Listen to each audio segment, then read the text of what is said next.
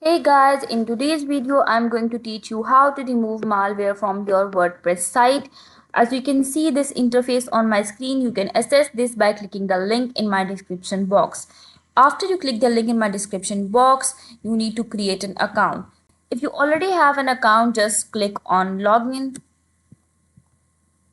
To create account, you need to provide your email address, password, and then you need to confirm your password.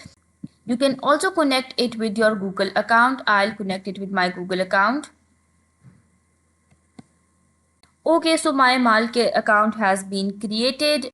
Now I need to add a site. I'll click on add site and I'll provide my URL here.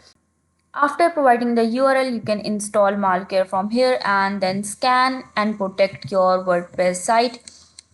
The second method is to go to your WordPress and then click on plugins and click on add new. And in the search box, you need to type malware and then press enter. And from here, you can install malware plugin. I'll click on install now.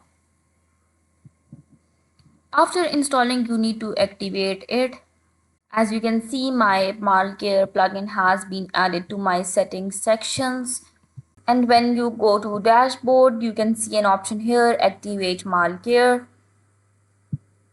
You can activate your malware by providing your email address and then you need to click on I agree to malware terms of service and privacy policy and then you need to submit it. This is how you can remove malware from your WordPress site. I hope the video helped you. Remember to give this video a thumbs up if you found it useful and subscribe our channel for more tutorials like this. Thank you for watching this video.